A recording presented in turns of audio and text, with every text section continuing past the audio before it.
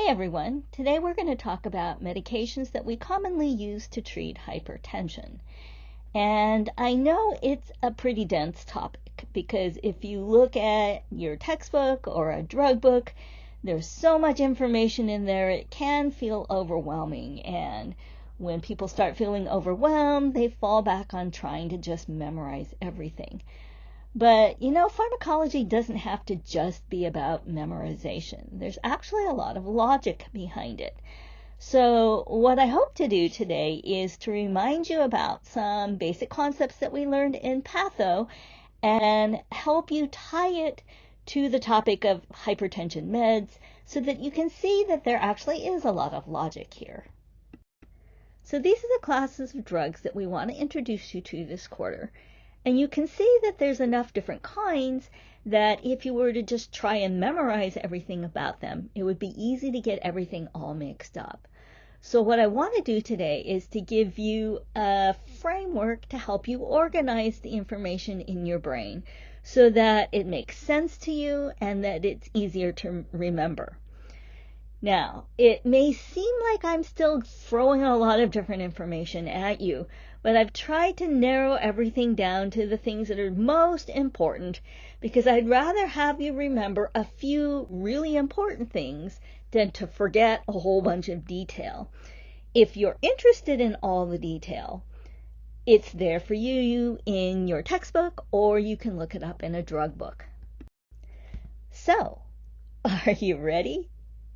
Okay. So in the slide that I just showed you, there were 10 classes of antihypertensive meds. But all of those meds work in one of these three ways. First of all, they might work by decreasing your blood volume. Because you remember from patho, if there's less blood in an artery, that means there's going to be less pressure in that artery, right? So if we can decrease someone's blood volume, we can decrease their blood pressure. Or the meds might work by causing vasodilation, because you remember that if the arteries are wider, there's more space inside for the blood to be in.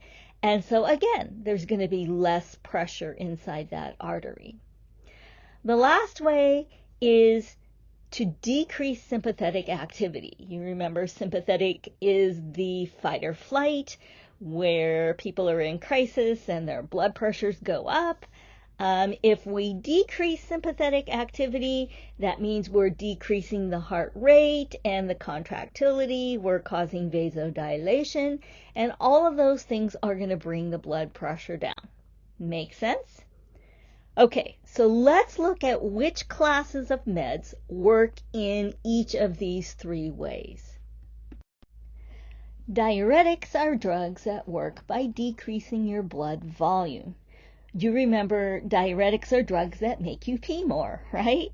And when you increase your urine output, that means there's going to be less fluid in your body. And if there's less fluid in your body, that also means there's going to be less blood in your body, right? If you remember from patho, we said that as blood gets filtered through the nephron, a whole bunch of the fluid and electrolytes in the blood get pushed out of the glomerulus into the tubular component of the nephron, where it makes up the filtrate that will eventually become urine. 125 milliliters of filtrate gets made per minute, but of that 125 milliliters, only 1 milliliter actually ends up getting excreted as urine. What that means is that almost all of the fluid and electrolytes that originally got pushed out of the glomerulus will eventually get reabsorbed back into the blood at some point as it travels through the tubule. What diuretics do is they block the reabsorption of sodium back into the blood, and since water follows sodium, the water also does not get reabsorbed back into the blood, but stays in the tubule. And, of course, if sodium and water stay in the tubule, they will end up getting excreted as urine. So that's how diuretics work. They block the sodium and water from getting reabsorbed from the filtrate back into the blood, so a lot more of it stays in the tubule and gets excreted as urine. Does that make sense? Calcium channel blockers work by causing vasodilation. Now, I don't know if you remember this from A&P or not, but muscles actually need calcium in order to contract. It somehow facilitates the interaction of the actin and the myosin fibers so that the muscle can contract. What calcium channel blockers do is they block the entry of calcium into the smooth muscle of the blood vessels. And so the smooth muscle of the blood vessels can't contract, so that the blood vessel can't constrict, and it stays vasodilated. Obviously, the direct-acting vasodilators also work by causing vasodilation. There are several different types of direct-acting vasodilators, and they all work in slightly different ways, so I'm not going to ask you to remember that. But just understand that they directly act on the smooth muscle of the blood vessels and keep them vasodilated. The ACE inhibitors and the angiotensin II receptor blockers work by interfering with the renin-angiotensin-aldosterone system. And in that way, they can do both of the things that we just talked about. They decrease blood volume and they cause vasodilation. Let's just quickly review the renin-angiotensin-aldosterone system so we can see how these two classes of drugs work. So you remember that whenever the blood volume or the blood pressure drops, that signals the kidneys to release renin. And renin catalyzes the formation of angiotensin I, which gets converted by the enzyme ACE, which stands for angiotensin converting enzyme, converts angiotensin I to angiotensin II. And angiotensin II does two very important things. First of all, it's a very powerful vasoconstrictor, and when you get vasoconstriction, that makes your blood pressure go up. The other thing that angiotensin II does is it tells the adrenal cortex to make aldosterone. And aldosterone, if you remember, causes you to retain sodium and lose potassium. And of course, if you retain sodium, you're going to retain water, which makes your blood volume go up. And so your blood pressure will go up. So activating the renin-angiotensin-aldosterone system ends up increasing blood pressure both by causing vasoconstriction and by increasing your blood volume. ACE inhibitors work by blocking the activity of the enzyme ACE. And you remember ACE stands for angiotensin converting enzyme. So if you block the activity of ACE, then angiotensin I never gets converted to angiotensin II. And if you never get angiotensin II, then you're not going to have the vasoconstriction or the sodium and water retention that's going to make your blood pressure go up. So that's how ACE inhibitors work. Angiotensin II receptor blockers, or ARBs, work at a different point in this chain of events. ARBs do not block the activity of ACE, so angiotensin I still gets converted to angiotensin II. But the ARBs instead block the receptors for angiotensin II. So even though angiotensin II gets made, it never binds to the receptors on the blood vessels, so you never get the vasoconstriction. It doesn't bind to the receptors on the adrenal cortex, so we don't get the sodium and water retention that aldosterone usually triggers, and so the blood pressure does not go up. Okay, so the end effect is the same, but we just interfered at a different point in this chain of events. Does that make sense? Our last main group of antihypertensive meds, the autonomic nervous system drugs, work by decreasing sympathetic nervous system activity. We subdivide the autonomic nervous system drugs into beta blockers, alpha-1 blockers, and alpha-2 agonists. So let's review a little bit about those sympathetic receptor sites from patho and talk about how each of those kinds of drugs works. So you remember there are two kinds of beta receptors, right? There's beta 1 and beta 2. Beta 1 receptors primarily found in the heart, and beta 2 primarily in the lungs. When you stimulate beta-1 receptors, you get sympathetic effects in your heart, meaning your heart rate is going to increase. If we block beta-1 receptors, that means we block sympathetic effects in the heart rate will decrease, cardiac contractility will decrease, and both of those things will decrease the blood pressure. That's how beta blockers work. The alpha-1 receptors, you remember, are found primarily in the smooth muscle of your blood vessel.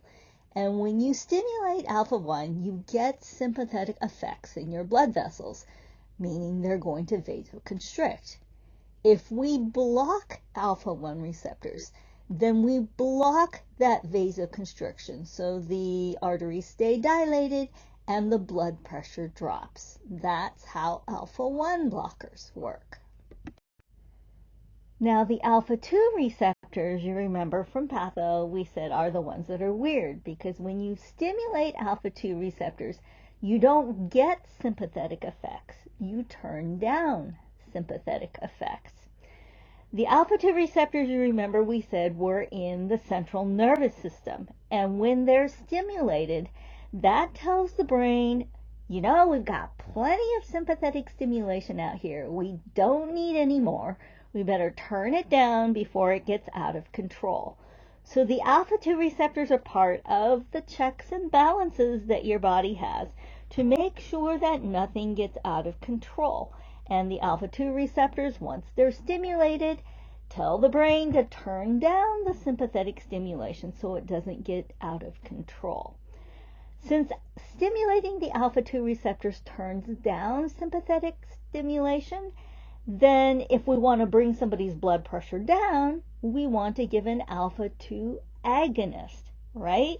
Because stimulating the alpha-2 receptors with an agonist is going to turn down sympathetic stimulation, it's going to promote vasodilation, and it's going to decrease the blood pressure. Does that make sense? Now, I put those concepts down in writing for you on this slide because a lot of people do still get confused why we give an alpha-1 blocker but an alpha-2 agonist to treat people with hypertension, because it seems on the surface to be a little contradictory. But if you think about what the alpha-1 and alpha-2 receptors do, it actually makes sense. Remember, the alpha-1 receptors are found in the smooth muscle of your blood vessels, and when you stimulate them, you get vasoconstriction, making your blood pressure go up. So if we want the blood pressure to come down, we have to give an alpha-1 blocker. The alpha-2 receptors are found in your central nervous system, which, by the way, is why we often call alpha-2 agonists centrally acting agents, because the alpha-2 receptors are in your central nervous system.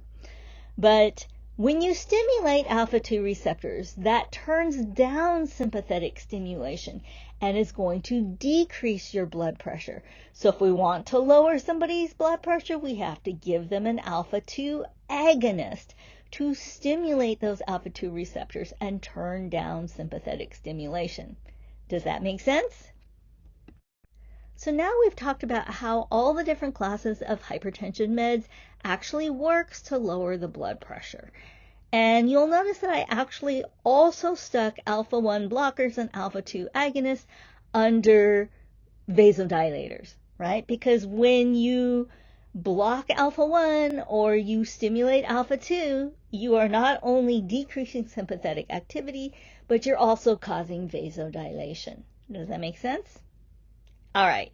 Now, the reason why we spent so much time talking about the mechanism of action of all of these different classes of drugs is because the more you know about how a drug works, the easier it is to figure out what kinds of side effects it will cause.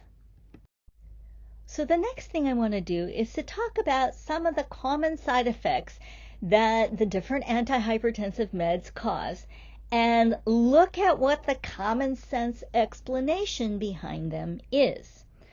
So let's start by looking at electrolyte imbalances. You'll notice as we go forward looking at the different classes in more detail that several of them can cause electrolyte imbalances. And it may at first seem like just random which ones cause electrolyte imbalances and which ones don't. But there actually is a logic behind it.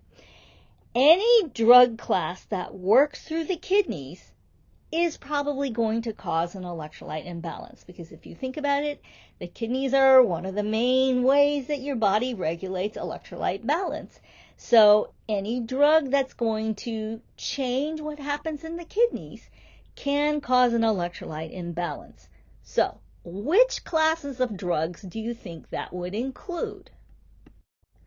Obviously, your diuretics work through the kidneys, right? Because diuretics affect urine output and the kidneys make urine.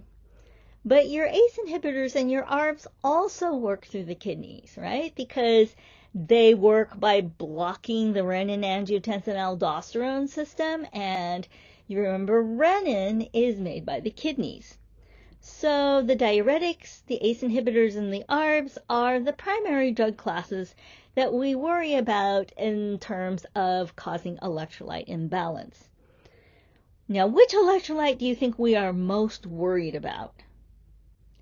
Potassium, right? Because potassium imbalances are probably the thing that can kill you the fastest of all the electrolyte problems. You remember potassium is important in the function of muscles, and the most important muscle in your body is your heart. So we're primarily worried about cardiac dysrhythmias. But, before a person actually has a cardiac dysrhythmia, they might be complaining of maybe some leg muscle cramping or muscle weakness. So we might also be monitoring for those kinds of muscle problems, because they might indicate that the patient might be at risk for having a cardiac dysrhythmia. Now, some of the blood pressure meds will make your potassium go down, others will make your potassium go up, and we'll talk more about that in a little bit. But, it doesn't really matter whether your potassium is too low or it's too high, it can still cause dysrhythmias. The thing that I did want to mention at this point, though, is that you really don't want to give somebody two medications that make their potassium go down or two medications that make their potassium go up, because it's just going to exacerbate the problem, right? So it might actually be beneficial if the patient has to be on more than one blood pressure medication to put them on one that makes their potassium go down and the other that makes their potassium go up, and maybe they'll kind of balance each other out and we don't have to worry as much. Reflex tachycardia is another common side effect that can be triggered by pretty much any antihypertensive medication. It's a reflex or a compensatory mechanism that gets triggered anytime the blood pressure starts to drop in an effort to keep the person from going into shock, right? So when we give somebody a antihypertensive medication and the blood pressure starts to drop, the body is all like, my blood pressure is dropping. I better increase my heart rate to bring my blood pressure back to where it's supposed to be. Because again, it doesn't know that we want the blood pressure to drop. Now, reflex tachycardia is usually fairly temporary. It doesn't usually last more than 1 or 2 doses or 1 or 2 days, because eventually the body's going to go, oh, you know what? I'm actually doing okay at this lower blood pressure. And it kind of abandons that compensatory mechanism. So it's not something that's going to be a long-term problem, but it is something that probably we need to educate our patients about, that eventually it will go away. Usually reflex tachycardia is going to be worse in patients who are taking vasodilator drugs, or maybe the more powerful diuretics like the loop diuretics, because those medications are probably going to drop the blood pressure faster and therefore are more likely to trigger the reflex. But theoretically, any antihypertensive med can trigger some reflex tachycardia in the beginning. There is probably one class of medications that we will never expect to see reflex tachycardia in, though. Can you think of what class of drug that might be? Probably the beta blockers, right? Because remember, beta blockers work by slowing the heart rate. And so you're not going to see tachycardia. What about edema? Edema happens mostly with those meds that are vasodilators. Let's talk about why that is. So remember that when most people get into the upright position, the blood vessels in their legs are going to vasoconstrict to prevent all the blood from rushing to the legs due to gravity, and then the person getting all dizzy because there's not enough blood in their brain, right? But if you put somebody on a vasodilator, the blood vessels in their legs can't constrict, right? So they'll stay dilated and all the blood is going to rush to their legs. And, the blood vessels in the legs can really only hold so much blood. And when too much blood gets into those vessels, then some of the fluid in the blood vessels is going to get pushed out into the tissues, and the patient's going to get peripheral edema or swollen ankles. That seems to be fairly common with our calcium channel blockers, which you remember work by causing vasodilation. I actually know somebody who used to take calcium channel blockers for blood pressure, but she got what she called cankles. Do you guys know what cankles are?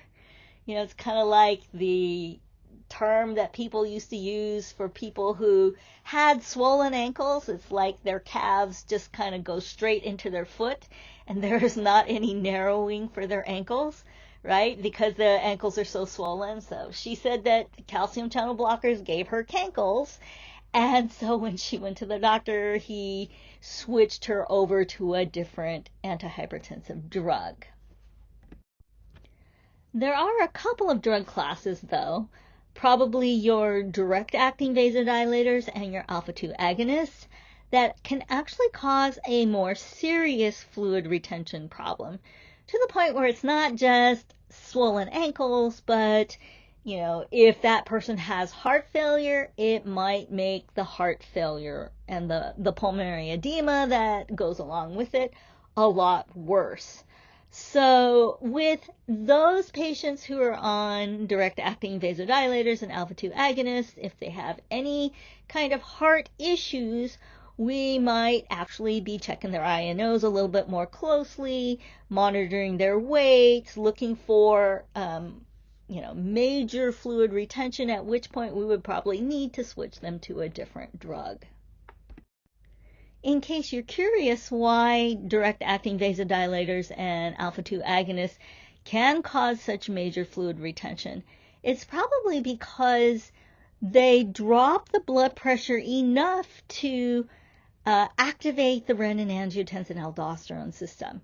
If you remember from this picture, one of the things that can trigger the RAS system is when the blood pressure drops.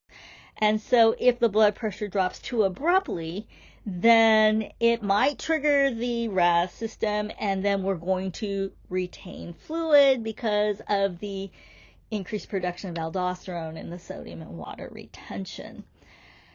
Obviously, the ACE inhibitors and the ARBs are not going to cause fluid retention, right? Because they're blocking the RAS system function. But for the direct-acting vasodilators and the alpha-2 agonists, we might see this happen. And that's probably one of the reasons why we don't use those two classes of drugs as commonly as we used to. Orthostatic hypotension is another common side effect that can happen with pretty much any antihypertensive medication. Probably the only one that you won't see it very often with is the potassium-sparing diuretics, probably because that one is not that powerful a drug. But whether you're decreasing the blood pressure by decreasing fluid volume or by causing vasodilation, there is that possibility for the blood pressure to drop a little too low when the person changes position, like if they're lying down and they get up all of a sudden. This is especially common in our gero population because, their body doesn't adjust as quickly as younger people do.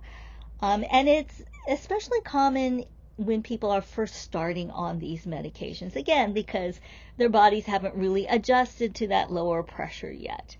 Or it could be that maybe we have people on too large of a dose and we just need to adjust the dosage, and the orthostatic hypotension should hopefully go away. And finally, we have bradycardia. Now, which drug class do you think is most likely to cause bradycardia as a side effect? The beta blockers, right? Because that's how they work. Beta blockers lower blood pressure by decreasing the heart rate. And if we're giving somebody maybe a little bit too big of a dose, they could have bradycardia.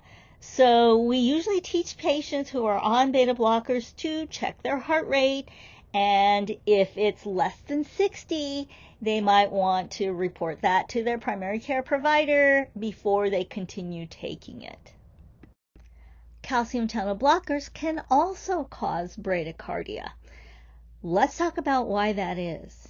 So you remember we said that calcium channel blockers block the entry of calcium into the smooth muscle of the blood vessels and prevent them from vasoconstricting. Well, calcium channel blockers can also block the entry of calcium into the heart muscle cells of the SA node and the AV node. Now, you remember the SA node is the pacemaker of the heart, right? So if we block the entry of calcium into the SA node, the heart rate is going to slow down, and so we might see bradycardia occurring in our patients who are on calcium channel blockers.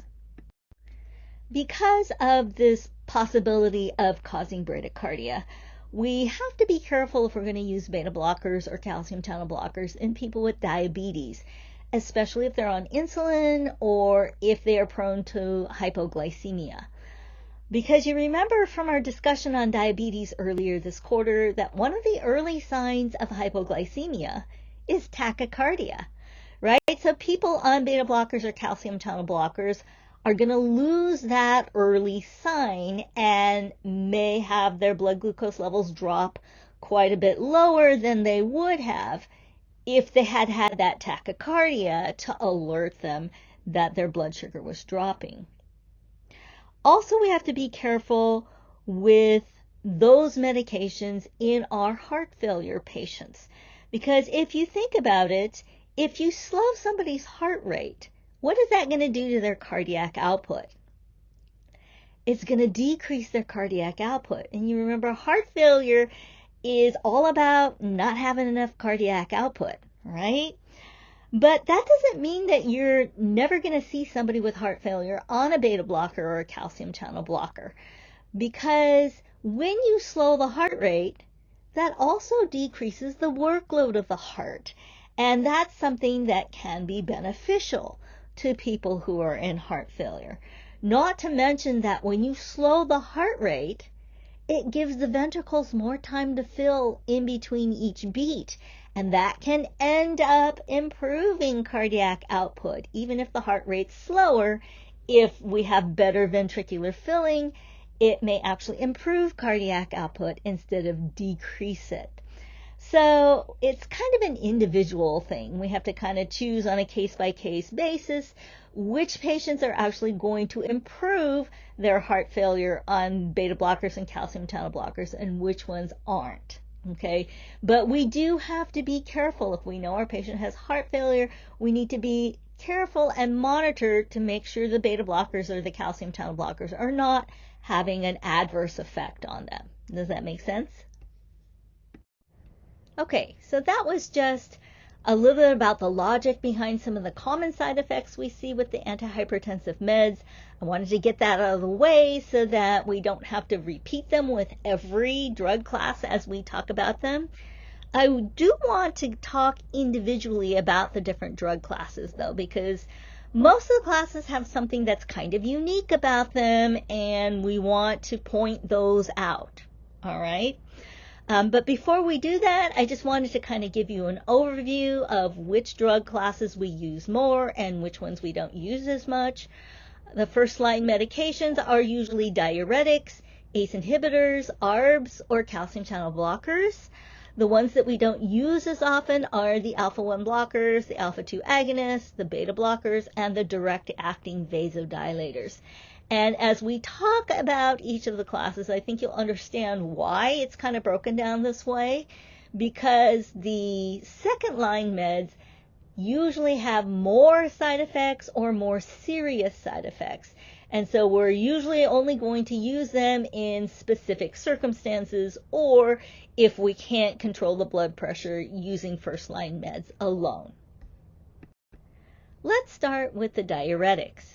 There are 3 classes of diuretics, and they're listed here in order of most powerful to least powerful. We have the loop diuretics that work in the loop of Henle. Then we have the thiazide diuretics and the potassium-sparing diuretics. So we said earlier that diuretics work by blocking the reabsorption of sodium and water out of the filtrate in the tubule back into the blood. Now, remember in patho we said that most of the reabsorption of electrolytes and water occurs in the proximal tubule, and less of it gets reabsorbed as you progress down the tubule. So the earlier in the tubule a diuretic works, the more powerful it is.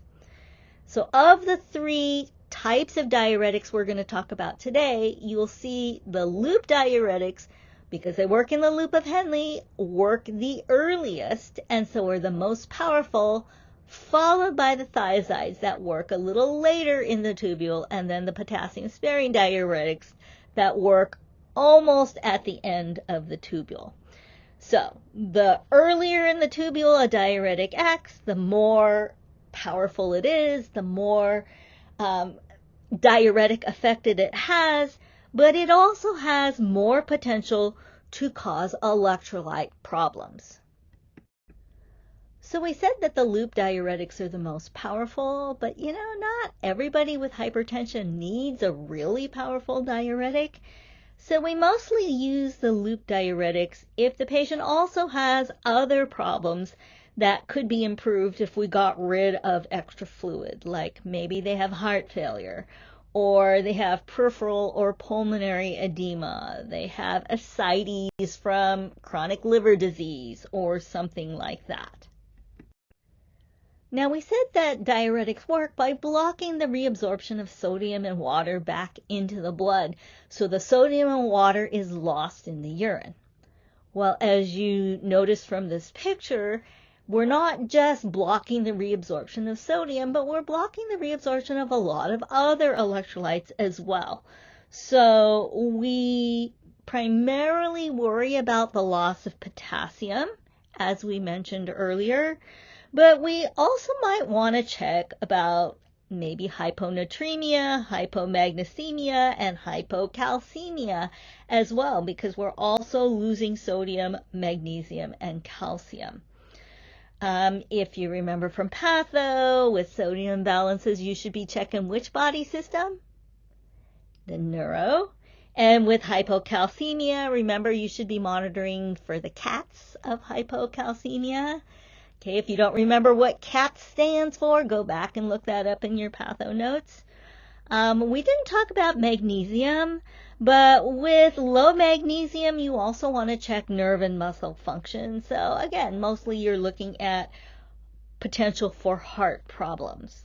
All right. Now, as we mentioned earlier, the potassium is probably our priority assessment. Usually there's enough loss of potassium with loop diuretic use that we do have to give some potassium supplements. It's usually oral, either in the form of a pill or an elixir that they can drink, but in severe cases we might actually add some potassium into the IV. Now, because the loop diuretics are the most powerful of the 3 types, we don't often see people taking them at home just for hypertension. It's more common to see loop diuretics used in the hospital, especially in the ICU, when we need to diurese people fairly quickly. In which case, if they're in the ICU, we can give the loop diuretics IV push. if you find yourself giving loop diuretics IV push it slow, okay? Like slow meaning over 5 minutes, or maybe put it in a syringe pump so it can go in very slowly. Because the thing is, if you push loop diuretics too quickly, it can cause ototoxicity. It can be hard on their ears. The ototoxicity is more likely if people are on higher doses or if we're infusing them fairly quickly. The current thought as to why loop diuretics might affect the hearing is just like loop diuretics change the ability of electrolytes and other substances to cross the cell membranes of the kidney tubules, it can also alter the ability of substances to cross the cell membranes of the cells around the cochlea. And it could possibly allow toxic chemicals or pathogens to gain access to the cochlea and temporarily impair hearing. Usually that hearing loss is reversible once we stop the drug. But the point being, if you're going to give it IV push, do it slow to avoid that ototoxicity. If we give loop diuretics IV push, they're going to work fast, like within 5 minutes. So you really want to be coordinating when you give the drug with what the patient's activities are. You don't want to give it right before they go down to CT scan or something like that, because then they're going to have to go while they're down there, and it's just a mess. So just a word to the wise. The thiazide diuretics work in the early distal convoluted tubule, and so they aren't quite as powerful as the loop diuretics, but they're also less likely to cause side effects. And actually, a lot of people don't need anything as powerful as a loop diuretic to control their hypertension. Because the thiazides work later in the tubule than the loop diuretics, and there's fewer electrolytes being reabsorbed at that point, the thiazides are less likely to cause electrolyte imbalances, but we're still going to be on the lookout for hypokalemia because it can still happen. And we also probably want to take a look at the sodium and the magnesium as well. Usually, though, it's not as much of a problem. We're not going to really see as much potassium supplementation needed here. But we are, of course, going to be monitoring the electrolyte panels and so forth just to make sure. The potassium-sparing diuretics work in the late distal tubule, and so they're the least powerful of all the diuretics. However, they do work in the part of the tubule where aldosterone does its thing, and it blocks the effects of aldosterone. So as you see on this chart, sometimes potassium-sparing diuretics are called aldosterone antagonists. So you see in this diagram, by the little number 5 near the end of the tubular component, there's the word aldosterone, right? And that indicates that's the part of the tubule where aldosterone has its effect. And you remember the job of aldosterone is to make you save sodium and lose potassium. The potassium-sparing diuretics block aldosterone. So instead of saving sodium and losing potassium, you're going to save potassium and lose sodium. Okay, so if you lose sodium, you're going to lose water, and that's how we get the diuretic effect.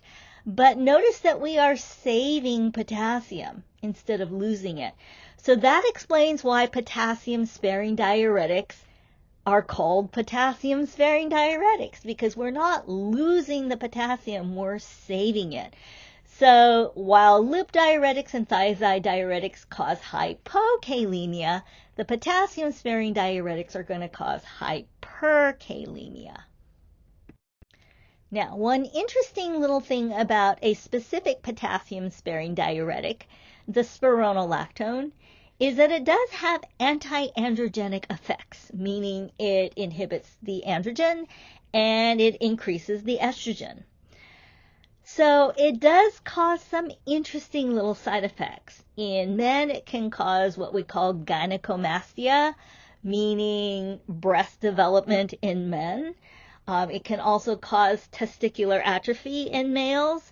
and it can cause hirsutism in females, meaning a little extra body hair. They're kind of hairy. Okay. If we have a pregnant woman, we should not be giving spironolactone if the fetus she's carrying is male, because that anti-androgenic effect can cause some problems in a male fetus. I'll let you talk more about that when you get into OB. So there are two other possible side effects of diuretics that I want to mention. The first being hyperglycemia. And we really only worry about hyperglycemia if we're giving a diuretic that can cause hypokalemia. So basically we're talking loop and thiazide diuretics.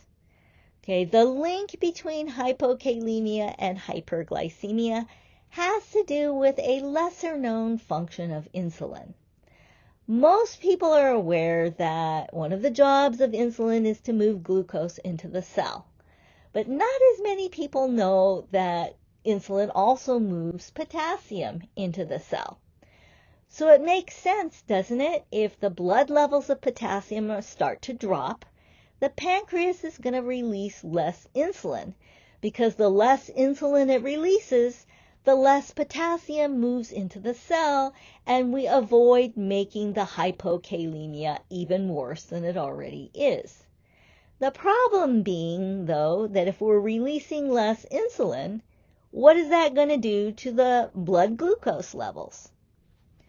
They're going to go up, right? And so then we get hyperglycemia.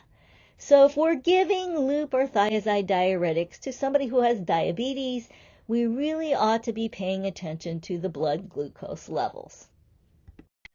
The other side effect that I wanted to mention is that pretty much all diuretics can increase the risk of an acute attack in people with gout. Now, we'll talk a lot more about gout in a couple of weeks, but for now, all you really need to know about gout is that people with gout have a really high level of uric acid in their blood, to the point where the uric acid can crystallize out in people's joints and cause a lot of inflammation and joint pain. So, how do diuretics increase that problem? Well, a lot of diuretics, while they're promoting the loss of electrolytes in the urine, they're also promoting the retention of uric acid. Okay, so diuretics are making the kidneys save uric acid while they excrete the electrolytes. So the uric acid levels in the blood are going to go up.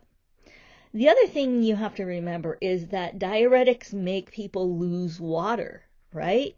And as water loss occurs, then the uric acid levels in the blood get more concentrated, right? Because now there's less fluid in the blood, the uric acid levels are higher, more concentrated, and that increases the likelihood that the uric acid is going to crystallize out into the joints and cause an acute attack of gout. Does that make sense? All right, let's talk about the ACE inhibitors and the ARBs. First of all, let's point out that both ACE inhibitors and ARBs can cause hyperkalemia. Let's take another look at the renin-angiotensin-aldosterone system and figure out why. So you remember that when the renin-angiotensin-aldosterone system functions unimpeded, one of the end results is that the adrenal cortex releases aldosterone, and aldosterone makes you retain sodium and lose potassium. So here in this diagram, I'm reminding you of the two places where the ACE inhibitors and the ARBs act. And bottom line is both of them prevent the adrenal cortex from releasing aldosterone. So if we don't have aldosterone, we don't retain sodium and lose potassium. Instead, we lose sodium and retain potassium. So does it make sense now why one of the side effects of ACE inhibitors and ARBs is hyperkalemia? Because we're blocking the effect of aldosterone, which is going to make us retain potassium instead of losing it. So here's the chart for the ARBs, and if you compare the chart for the ARBs to the one for ACE inhibitors, one of the things that you'll probably notice is that the ARBs are much less likely than the ACE inhibitors to cause the adverse effects of either a persistent dry cough or angioedema. Let's go back to our diagram of the renin-angiotensin-aldosterone system and see why that is. So notice that I've drawn a little orange arrow pointing to the angiotensin-converting enzyme, otherwise known as ACE. And of course you know that one of the jobs of ACE is to convert angiotensin 1 to angiotensin 2 and facilitate the chain of events that occurs in the RAS system. But ACE doesn't just convert angiotensin 1 to angiotensin 2. Notice that this diagram says that ACE also breaks down bradykinin, and bradykinin happens to be one of many chemical mediators of inflammation that operates in the body. So, when you give somebody an ACE inhibitor and it inhibits the activity of ACE, that not only prevents angiotensin 1 from converting into angiotensin 2, but it also prevents the breakdown of bradykinin, which means that now bradykinin levels in the body are going to go up. Since bradykinin is a chemical mediator of inflammation, when there's more of it around, there's going to be more inflammation in the body. And that's the reason why people who are on ACE inhibitors often have that persistent dry cough or may develop angioedema because of that extra activity of inflammation in the body. Do you remember what angioedema is? Now, I showed you this slide in Patho when we talked about different kinds of allergic reactions. Notice how this patient's lips and face are just swelling. And obviously, if the swelling gets really bad, it can interfere with swallowing or even breathing. So we do need to teach patients who are taking ACE inhibitors that if something like this occurs, or if they were to start having trouble breathing, they should go to the emergency department right away. In this picture, you can see what the patient normally looks like, and then you can see the effect that all the swelling and inflammation has on the patient's lips and face. Now, of course, not everybody who takes an ACE inhibitor is going to get angioedema. In fact, it's actually pretty rare, but it does seem to happen more often in the Black population. And we also find that ACE inhibitors tend not to be quite as effective in the Black population. So this is probably not the drug of choice for people with that ethnic background. So why is it that the ACE inhibitors might cause a dry cough and angioedema and the ARBs usually don't? Well, remember that ARB stands for angiotensin 2 receptor blocker. So you see I have the arrow pointing at where the ARBs work. They work by blocking the receptor sites for angiotensin 2, preventing the chain of events that makes the blood pressure go up. Notice that the ARBs do not mess with the ACE enzyme. And since the ARBs don't mess with the ACE enzyme, they don't interfere with the breakdown of bradykinin, so we don't have that increase in inflammation that can precipitate the dry cough and the angioedema. So there is a logical reason why the ACE inhibitors cause those kinds of reactions and the ARBs don't. Does that make sense? All right, let's talk about calcium channel blockers next. Now, there are a couple of different types of calcium channel blockers, and I don't want to get into that much detail right now. You'll probably learn about the different kinds when you get into critical care. For now, I'm just going to talk about calcium channel blockers in general, all right? So you remember we said that calcium channel blockers work by blocking the entry of calcium into the smooth muscle cells of the blood vessel, causing vasodilation, and also by blocking the entry of calcium into the heart muscle cells of the SA node and the AV node. So you can see right there that calcium channel blockers are going to have two major uses, right? We can use it to treat hypertension because it causes vasodilation, And we can also use it to treat certain kinds of cardiac dysrhythmias, especially the dysrhythmias that cause extra fast rhythms. You'll learn a lot more about calcium channel blockers as an antidysrhythmic drug when you get to critical care. Today we're focusing on its use in hypertension. Because calcium channel blockers are vasodilators, there might be some issues with orthostatic hypotension or peripheral edema, as we mentioned earlier. We might also have complaints of facial flushing due to dilation of the blood vessels in the face area.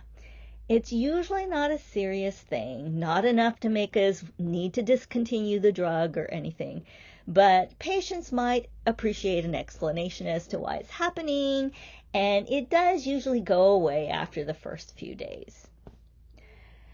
Because of the effect of calcium channel blockers on the SA node, there might also be some bradycardia.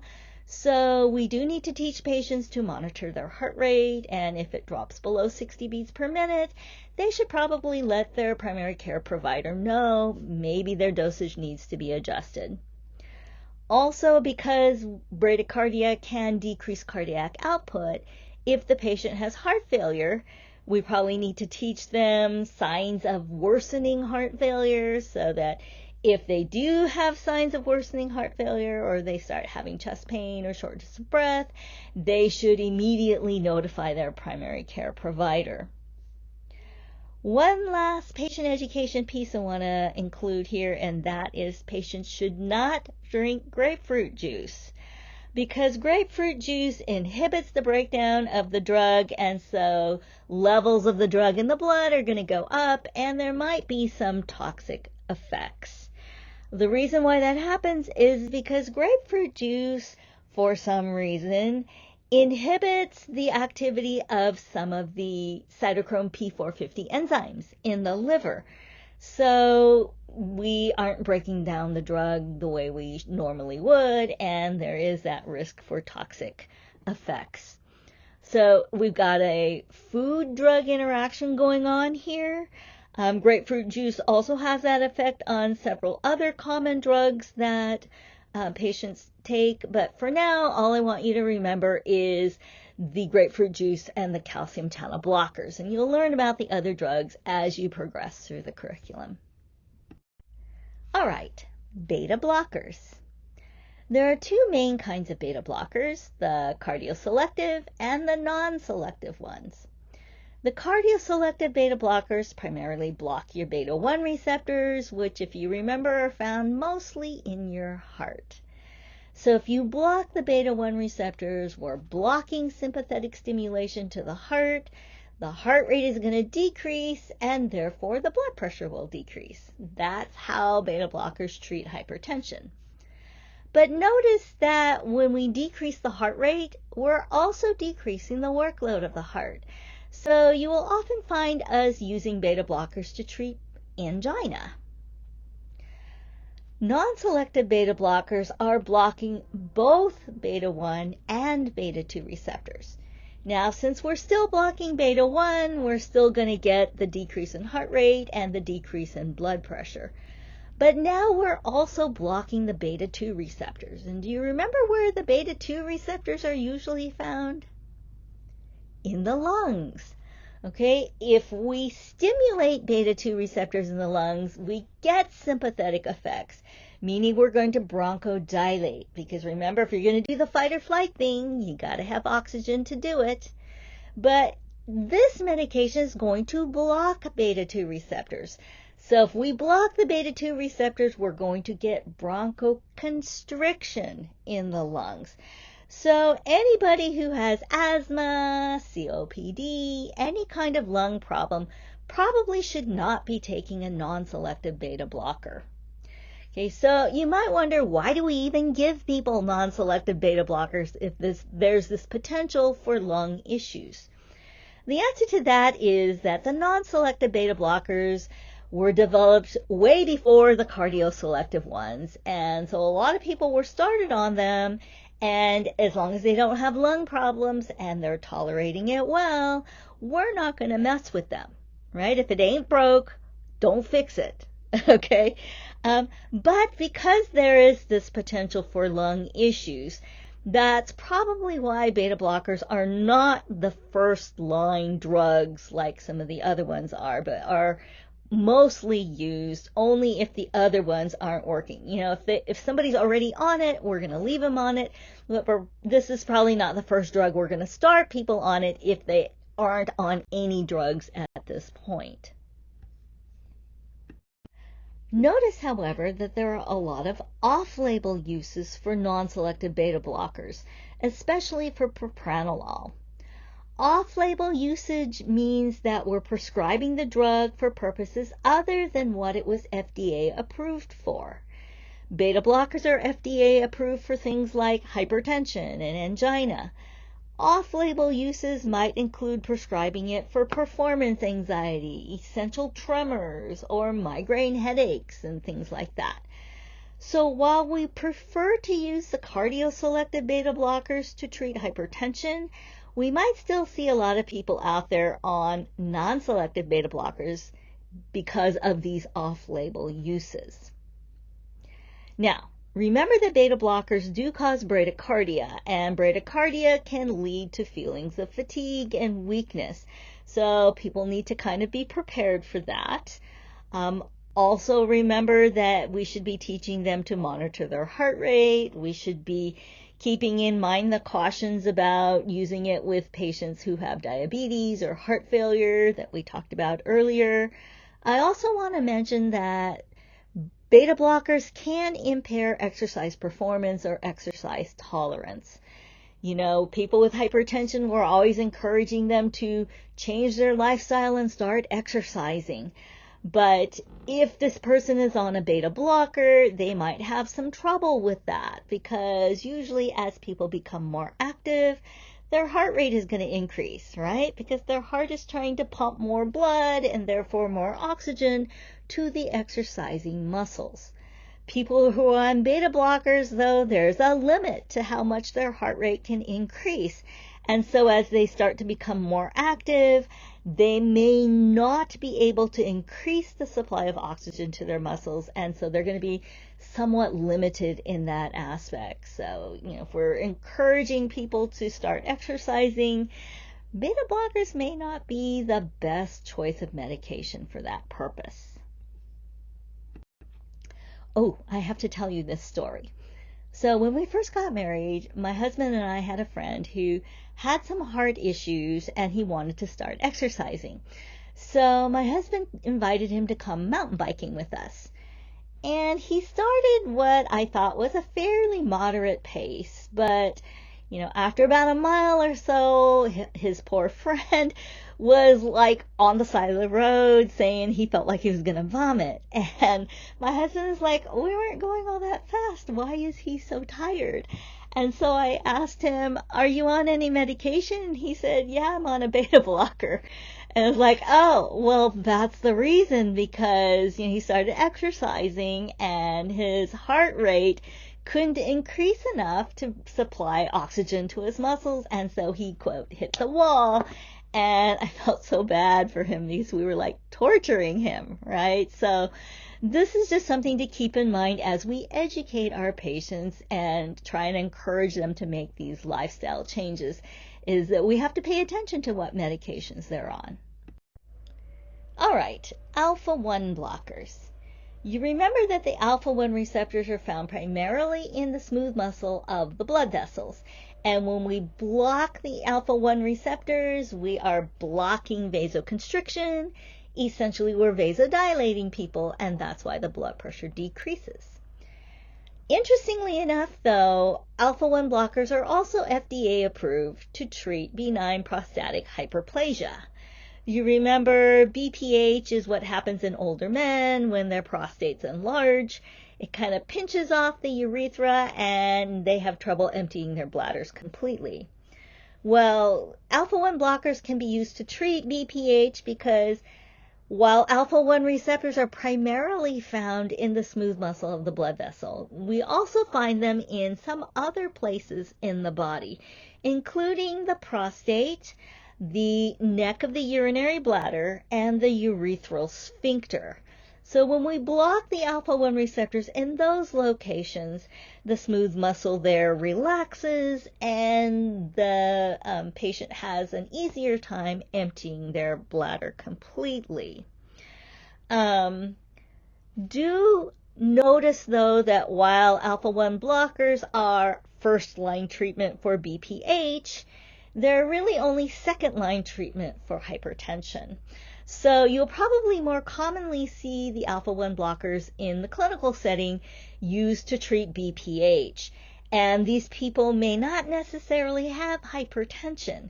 So if you've got a patient who's on an alpha-1 blocker for BPH, do keep an eye on their blood pressure, because if they don't have hypertension and they're on an alpha-1 blocker, the medication might be causing some hypotension in them. So here's a little chart that shows some other places in the body where you can find alpha-1 receptors, like in the iris of the eye.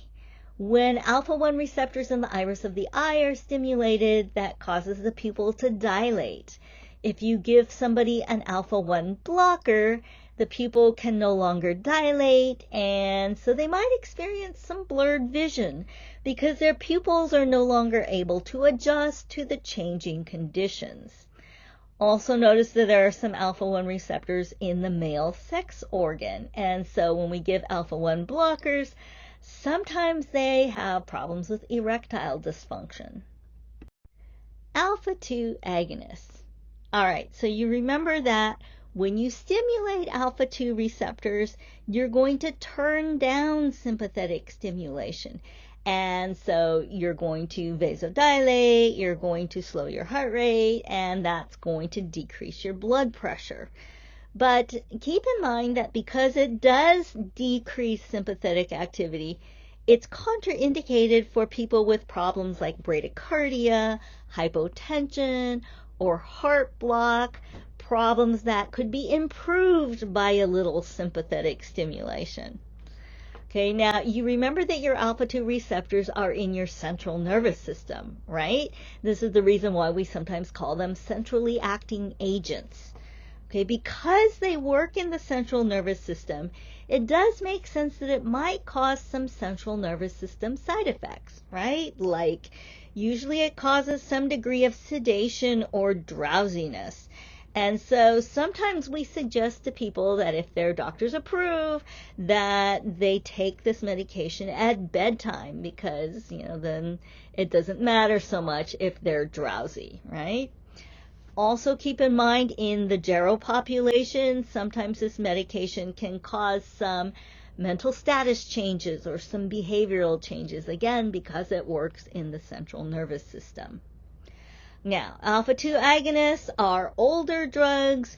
We don't use them to treat hypertension as much anymore because they have a lot of adverse effects. So these are not first-line antihypertensive meds, but we do sometimes use it for people in hypertensive urgency. And also notice that there are some off-label uses for alpha-2 agonists as well. Which kind of makes sense, right? Because if you've got somebody who's having opioid withdrawal or who's agitated or something like that, it might help to turn down sympathetic effects a little bit. But a lot of these off-label uses, it's not like a routine, they take it all the time, but it's more of a short-term kind of use, again, because there are a lot of side effects. One last thing about the alpha-2 agonists, they do also block the muscarinic receptors at the parasympathetic target organ. So they might cause some anticholinergic side effects. And I know in pharmacology, you studied about anticholinergic side effects. Things like dry mouth, constipation, and so forth, so I'm not going to elaborate on that any further. Lastly, we have our direct-acting vasodilators, which are not considered first-line meds for hypertension because their side effects are usually more severe than the first-line drugs. Most of the time when these drugs are used, it's in the hospital, in the ICU or the emergency department. often for hypertensive emergency. We're going to give the IV form of hydralazine or nitroprusside to try and bring the blood pressure down before target organ damage occurs. Because these are vasodilators, they can cause orthostatic hypotension, fluid retention, like we talked about earlier.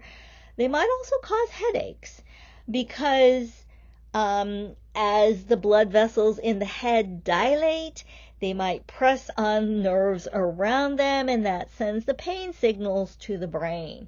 And so if you imagine the blood vessels in the head dilating and pressing on nerves, that's why a lot of these people are going to complain of headaches.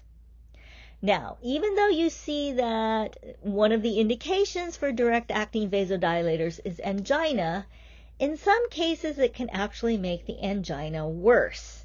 Because if you think about it, remember the compensatory response when somebody vasodilates and their blood pressure starts to drop is the heart rate is going to go up, right?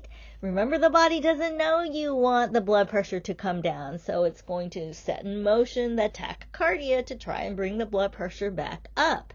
And when the heart rate goes up, the workload of the heart actually goes up, and it can actually end up making the angina worse. So that's something that we have to monitor in our patients who are prone to angina. So just a little fun fact about minoxidil, which is one of the direct-acting vasodilators. When we give it to treat hypertension, it usually goes under the trade name of Lanatin. But minoxidil is also marketed as a topical treatment to help people regrow hair, if they're experiencing hair loss. And then it goes under the trade name of Rogaine. So apparently what happened was they were using minoxidil to treat hypertension, and they noticed that patients who were taking it were growing more hair. Like the hair was longer and it was darker, and it would grow on their face or their legs, their arms, their back. And so somebody thought, well, what if we applied it as a topical treatment to the scalp? Maybe it would help people regrow their hair. And Rogaine was born. Okay, as far as how it works to help people regrow hair, we're not real sure. One thought is that maybe it does vasodilate the blood vessels in the area and helps increase blood flow to the hair follicles so they grow more hair. Or it may work to directly prolong the growth phase of the hair follicle. We're not real sure, but this is kind of one of those serendipitous things that we're using a drug for one thing and we notice it does something else, and so we're like, oh, well, let's see if it would actually be a good treatment for that other problem. That happens a lot more often than you might think. All right, let's talk about some things that you want to include when you're educating your patient about their antihypertension meds. These are not things that are specific to any one particular drug class, which is why you're not going to find them on those charts that you saw earlier in this PowerPoint. But these are things that you really want to teach to anybody who's taking any kind of antihypertension medication. First of all, you want to make sure that you teach your patient how to check their blood pressure at home, so they can monitor it on a regular basis and they can tell if their medications are working or not.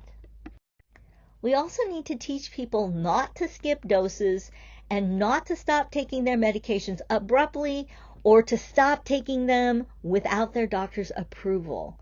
When doctors want to take people off of hypertension meds, they're going to taper them off slowly to avoid what we call rebound hypertension.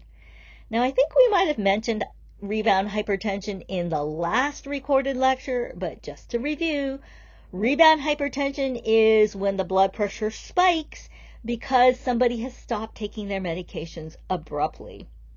This is especially important with the alpha-2 agonists, the beta blockers, and the calcium channel blockers, but basically the principle applies to all hypertension meds. Nobody should be stopping any of these medications all of a sudden. Okay, now, Please do not confuse rebound hypertension with reflex tachycardia, because I see people do that on tests all the time. So read carefully and don't get those mixed up, all right? Okay, if they do miss a dose, because, sometimes it happens, okay, they should take the dose as soon as they remember, unless it's really close for time for the next dose, in which case, even though they're not supposed to skip doses, it would be better to miss that particular dose than to double up on a dose, because the, consequences of doubling up on a dose are more severe than the consequences of missing a dose. So if they do miss a dose, they should take it as soon as they remember it, unless it's too close to the time for the next dose, in which case it's better to miss the dose than to double up on a dose. We also need to teach patients to avoid combining hypertension medications with alcohol, because that combination just increases the risk of problems like dizziness, orthostatic hypotension, drowsiness, and maybe even some heart rhythm problems. Not to mention that alcohol will just decrease the effectiveness of the medication. So we should always avoid combining hypertension meds and alcohol. They also need to learn not to smoke, because nicotine actually stimulates the sympathetic nervous system. And so it's going to increase the heart rate, increase the blood pressure, promote vasoconstriction, and just generally make the medications less effective. And finally, they still need to make those lifestyle changes. A lot of patients think, oh, I'm on these medications, so now I don't need to change my lifestyle. It doesn't work that way. Okay, so if they don't do the lifestyle changes, then the medications have to work harder. They're going to not be as effective. So yes, lifestyle changes are still important. Let's talk about some specific nursing interventions that we can use when patients are experiencing some of the common side effects of these antihypertension drugs, like orthostatic hypotension. What do you suppose is our big concern? Yeah, it's safety, right? If people are getting dizzy when they stand up or sit up, then we're worried that they're going to fall. So we need to institute fall precautions. Maybe they need a walker. Maybe they need safety bars in their bathroom near their toilet or their shower. We need to get rid of those little scatter rugs that people might trip on. Hopefully, if it's an older patient, their primary care provider is starting them on a lower dose so that they can get used to it more gradually. But we do need to teach people that they can't sit up or stand up all of a sudden, right? You may have experienced this if you've sat up all of a sudden, you get a little lightheaded and a little dizzy. That effect is magnified on people who are taking these blood pressure medications. So we do need to teach these people to move more slowly, give their body a little bit more time to adjust. If we're giving them a drug that causes fluid loss, like a diuretic or maybe an ACE inhibitor or an ARB to a lesser extent, there is the possibility that they might lose a little too much fluid and become dehydrated. Okay, that's going to exacerbate the risk for orthostatic hypotension. That's going to make them an even bigger fall risk. We also need to consider timing of the medication, right? If we're giving somebody a diuretic, do we want to give it right before they go to bed? Probably not, because then they'll have to go to the bathroom in the middle of the night, and when it's dark and they're still a little sleepy, again, that exacerbates the fall risk. In the hospital, we want to make sure we're not giving a diuretic right before they have to go to physical therapy or going to a test, just, for the patient's comfort. And, if they are having fluid balance issues, we might want to be keeping an eye on their intake and output, or we might want to be monitoring their weight. If their systolic blood pressure drops below 90 or 100 or so, we might want to notify their primary care provider and see if they want to back off on the dose a little. Most of the time, primary care providers are going to set parameters. If they want to be notified if the systolic drops below 100, or if they're going to wait till it drops below 90, usually they're going to specify. And so we just need to make sure that the patients are aware of that. Just to reiterate, for drugs that can cause bradycardia, we're teaching people to check their heart rate. We're being careful about using it with people with diabetes because it can mask hypoglycemia. And we are using caution in people with heart failure. We did notice that there are some drug classes that can cause problems with fluid retention. And if the fluid retention is not that bad, maybe we're just looking at some ankle edema, in which case we can teach patients to elevate their legs above the level of their heart to try and keep some of that peripheral edema down. If the patients have heart failure, there is the risk that the fluid retention can worsen that. So we do need to teach people the signs to look for that indicate their heart failure is getting worse and that they need to report those to their primary care provider. Sometimes, though, we do have some drugs that can cause some more serious fluid retention. In those situations, we probably want to teach people to weigh themselves every day. And if they gain more than 4 pounds in a week, that's probably 4 pounds of fluid that they're retaining. Now, you remember in Patho we said that every pound of weight a person gains represents about 500 milliliters of fluid. So gaining 4 or more pounds in a week, that's a pretty significant fluid retention, and it is something that needs to be reported to the primary care physician.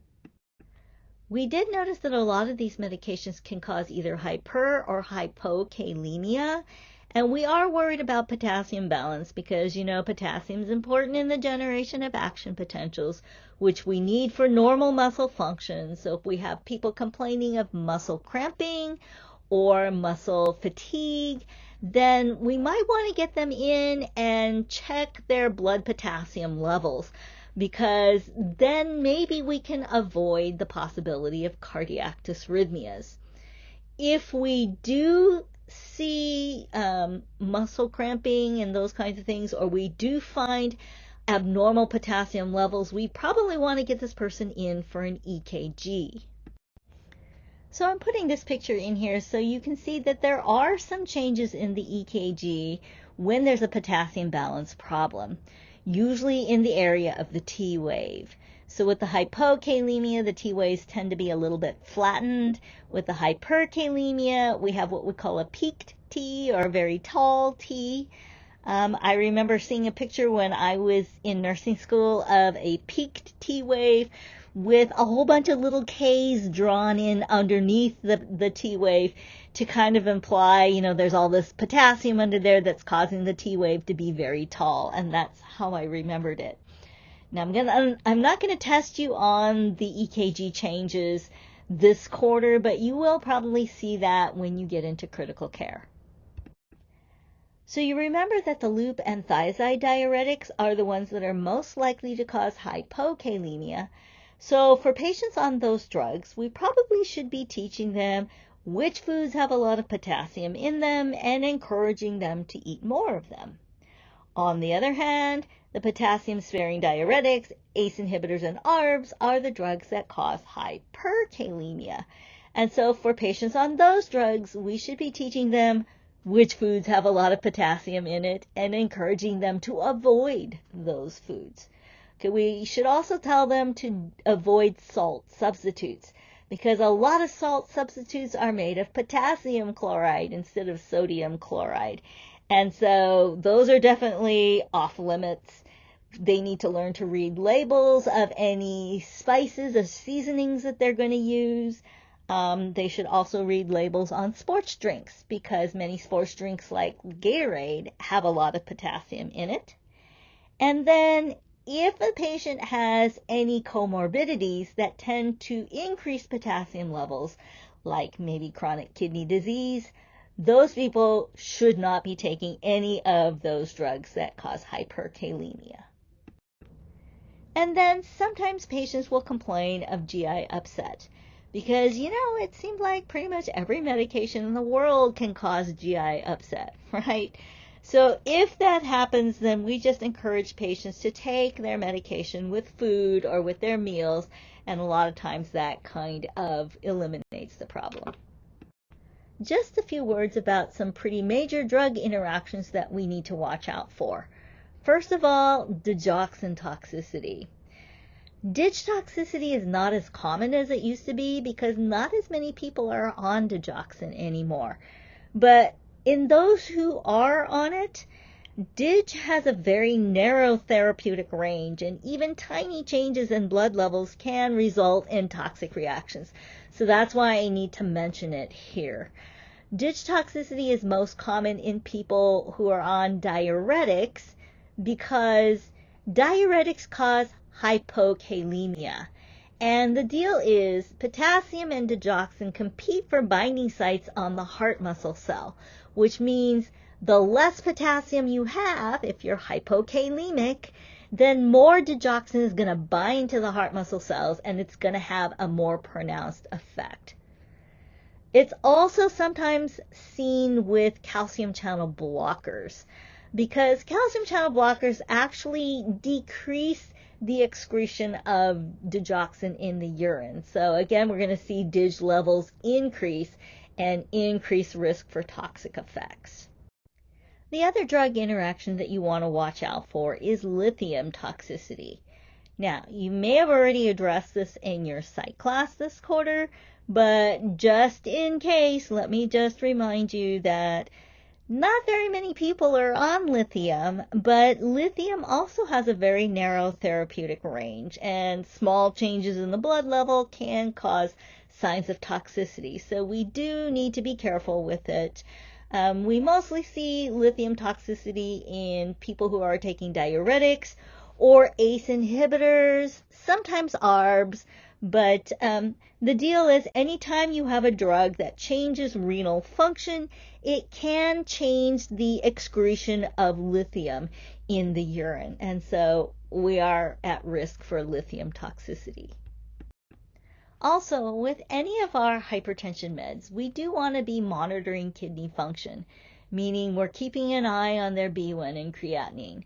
Because, any drug that's excreted through the kidneys, which is pretty much all of these drugs, if the kidneys are not working correctly, then we're looking at maybe blood levels of the drug getting too high. Also, any drug that works through the kidneys, like the diuretics or the ACE inhibitors, does have the potential to cause some kidney injury. Vasodilators like calcium channel blockers, alpha-2 agonists, direct-acting vasodilators, because they can cause hypotension, that can decrease blood flow to the kidneys and potentially cause injury to the kidney. So we're always keeping an eye on kidney function. One last thing. You may have noticed as you looked at the charts for the different drug classes that in several of the classes, the generic drug names all had similar endings. Like the beta blockers all ended in LOL, the ACE inhibitors all ended in PRIL, the ARBs all ended in sartan, the alpha-1 blockers all ended in OSIN, and most of the thiazides ended in thiazide.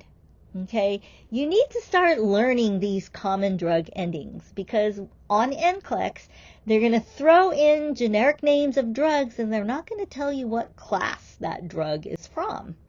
Okay, so we want you to start familiarizing yourself with the generic names of common drugs, and this is a great place to start. Okay, so on the test in this class, if we ask you about a drug that ends in LOL, PRIL, sartan, OSIN, or thiazide, we're not going to tell you the class of that drug. We're going to expect you to know it. Okay, so make sure you review it, because it would be a really sad thing to miss a test question, not because you didn't know the concept about how the drug works or what side effects it causes, but because you didn't recognize what drug class that drug was from. Okay, so if you have questions, bring them to class or text me, and I will see you in class.